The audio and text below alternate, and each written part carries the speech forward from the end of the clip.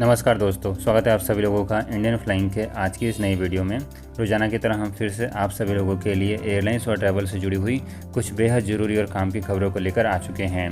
तो बिना किसी देरी के शुरू करते हैं आज की इन बड़ी खबरों को। और पहली बड़ी अपडेट आ रही है यहाँ पर यूएई से।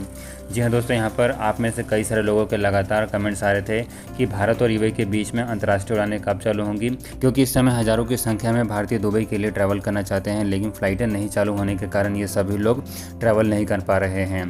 आपको बता दें कि इसको लेकर एतिहाद एयरवेज की तरफ से एक अपडेट सामने आई है, जहां पर एतिहाद एयरवेज ने जानकारी दी है कि 31 जुलाई तक दोनों देशों के बीच में अंतर्राष्ट्रीय उड़ानें चालू नहीं हो पाएंगी। आपको बता दें कि ये जो न्यूज़ है ये एतिहाद एयरवेज ने अपने ट्विटर हैंडल अकाउंट से एक कस्टमर को ट्वीट के माध्यम से रिप्लाई करते हुए बताया है कि दोनों देशों के बीच में अंतर्राष्ट्रीय उड़ानें 31 जुलाई के बाद ही चालू हो सकती है, इससे पहले ये उड़ानें चालू नहीं हो सकती। फ्रेंड्स, अगली बड़ी खबर यहाँ पर कनाडा को लेकर आ रही है। आपको बता दें कि कनाडा जाने वाले लोगों के लिए एक अच्छी खबर है। कनाडा की एम्बेसी जो कि भारत में है वो अब सभी भारतीयों के लिए सभी तरह के वीज़ा के लिए अपनी सर्विस को शुरू कर रही है। यानी कि इस समय आप कनाडा जाना चाहते हैं और अपना वीज़ा के लिए वेट कर रहे थे, तो अब आप यहाँ पर वीज़ा के लिए अप्लाई कर सकते हैं। ये जानकारी खुद यहाँ पर टाइम्स ऑफ इंडिया के एक रिपोर्ट में डाली गई है, जहाँ पर टाइम्स ऑफ इंडिया ने बताया है कि बीएफएस ग्लोबल के माध्यम से अब आप कनाडा के लिए वीज़ा के लिए अप्लाई कर सकते हैं। लेकिन साथ ही साथ हम आपको ये भी बताते चलें कि भारत और कनाडा के बीच में सीधी उड़ानें अभी भी चालू नहीं हो पाई हैं। यदि आप कनाडा ट्रैवल करना चाहते हैं तो किसी भी दूसरी कंट्री के माध्यम से ट्रैवल करके जा सकते हैं। इसको लेकर कनाडा की गवर्नमेंट ने साफ साफ बोला है कि आपका जो कोरोना वायरस का नेगेटिव रिपोर्ट होगा वो उस दूसरी कंट्री का होगा जिसके माध्यम से आप ट्रैवल करके जाएंगे। जैसे कि यदि आप यूक्रेन के रास्ते कनाडा ट्रैवल कर रहे हैं तो आपको एक कोरोना वायरस का रिपोर्ट जो है भारत में कराना पड़ेगा, और दूसरा आपको एक और कोरोना वायरस का नेगेटिव रिपोर्ट जो कि आपको यूक्रेन में कराना पड़ेगा। उस रिपोर्ट को लेकर ही आपको कनाडा ट्रैवल करना पड़ेगा। अगली अपडेट आ रही है दिल्ली एयरपोर्ट से। आपको बता दें कि दिल्ली एयरपोर्ट की तरफ से एक बड़ी खबर सामने आई है। आपको बताते चले कि टर्मिनल 2 को 22 जुलाई से चालू कर दिया जाएगा, और जितनी भी उड़ानें हैं अब उनमें से कुछ उड़ानें टर्मिनल 2 से ऑपरेट होनी शुरू हो जाएगी। शुरुआत में यहाँ पर रोजाना की 22 फ्लाइटें रहेंगी, जिसमें 100 डिपार्चर और 100 अराइवल होंगी, और धीरे धीरे इनकी संख्या को और आगे बढ़ाया जाएगा। आपको बता दें कि जब भारत में फ्लाइटों की संख्या कम हो गई थी तो उस समय टर्मिनल 2 को बंद कर दिया गया था, लेकिन अब धीरे धीरे यहाँ पर डोमेस्टिक फ्लाइटों से ट्रैवल करने वाले लोगों की संख्या बढ़ रही है और रोजाना बेसिस पर फ्लाइटों की संख्या भी बढ़ रही है। इसी को देखते हुए यहाँ पर दिल्ली एयरपोर्ट ने फिर दोबारा से टर्मिनल 2 को चालू करने का फैसला ले लिया है। फ्रेंड्स, आगे बढ़ते हैं और अगली अपडेट यहाँ पर भारत में लॉकडाउन को लेकर आ रही है। आपको बता दें कि भारत के अभी भी कई सारे राज्य हैं, जैसे कि महाराष्ट्र, गुजरात, इसके अलावा कर्नाटक और भी भारत के कई सारे राज्य हैं जहाँ पर अभी भी लॉकडाउन के नियमों में ढील नहीं दी गई है, और इन सभी राज्यों में अभी भी लॉकडाउन जारी है। आ रही रिपोर्ट के अनुसार यहाँ पर महाराष्ट्र जो है लॉकडाउन को और भी आगे लंबे समय तक बढ़ाने की तैयारी कर रही है।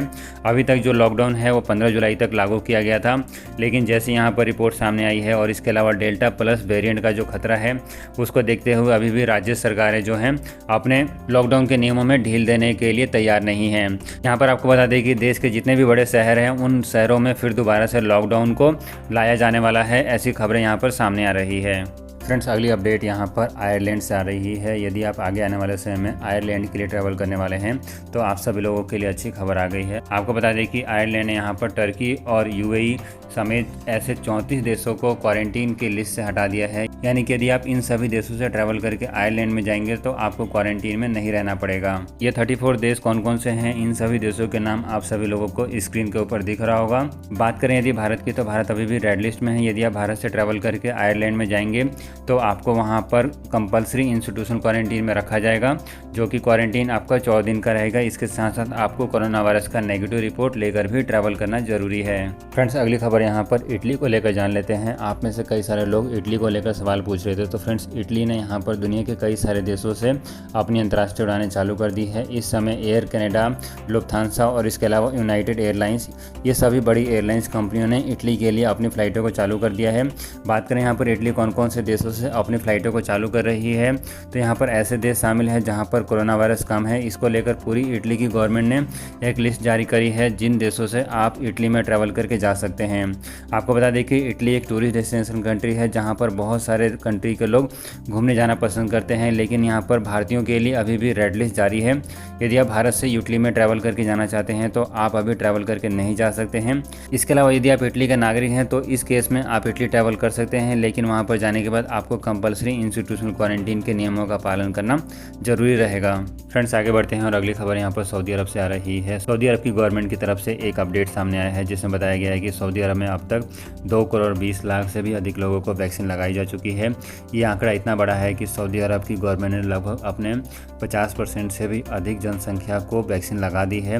बात करें यहाँ पर सऊदी अरब के फ़्लाइटों के बारे में तो सऊदी अरब की गवर्नमेंट ने अभी भी दुनिया के 9 देशों से अपनी फ़्लाइटों को चालू नहीं किया है। इन 9 देशों में भारत का भी नाम शामिल है।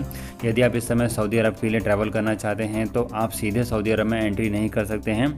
सऊदी अरब ट्रैवल करने के लिए आपको किसी भी दूसरी कंट्री में 14 दिन का स्टे करना पड़ेगा जहां से सऊदी अरब की गवर्नमेंट ने अपनी फ़्लाइटों को चालू रखा हुआ है, और उस देश में 14 दिन का स्टे करने के बाद आप उसके बाद सऊदी अरब ट्रैवल करके जा सकते हैं। फ्रेंड्स एक और अपडेट यहाँ पर दुबई एयरपोर्ट की तरफ से आई है। दुबई एयरपोर्ट में कोरोना वायरस टेस्ट को करने के लिए दुनिया की सबसे बड़ी लैब को ओपन कर दिया गया है। आपको बता दें कि ये जो लैब है ये तकरीबन 20,000 स्क्वायर फीट में फैला हुआ है और जहां पर रोजाना बेसिस पर 1 लाख से भी अधिक सैंपल इकट्ठे किए जा सकते हैं। ये जो जानकारी है खुद दुबई एयरपोर्ट के हवाले से दी गई है, जहां पर बताया गया है कि दुबई एयरपोर्ट इस समय इतने सारे पैसेंजर्स को हैंडल कर रहा है कि उसको रोजाना बेसिस पर लाखों की संख्या में सैंपल इकट्ठे करने पड़ते हैं। फ्रेंड्स आगे बढ़ते हैं और अगली अपडेट यहाँ पर ओमान से आ रही है। ओमान की गवर्नमेंट ने यहाँ पर सिंगापुर और ब्रुनेई इन 2 देशों से अपनी अंतर्राष्ट्रीय उड़ानें चालू करने का फैसला ले लिया है। यानी कि यदि आप इस समय सिंगापुर या फिर ब्रुनेई से ओमान में ट्रैवल करके जाना चाहते हैं तो आप ट्रैवल करके जा सकते हैं। लेकिन इसके अलावा अभी भी ओमान ने UK, Tunisia, India, Iran, Pakistan इन सभी देशों को अभी भी रेड लिस्ट में रखा हुआ है और इन देशों से अभी भी आप ओमान में ट्रैवल करके नहीं जा सकते हैं। इसके अलावा फ्रेंड्स एक और अपडेट यहाँ पर भारत में कोरोना वायरस वैक्सीन को लेकर आ रही है। आपको बता दें कि भारत में अब तक 40 करोड़ से भी अधिक लोगों को वैक्सीन की डोज लगाई जा चुकी है।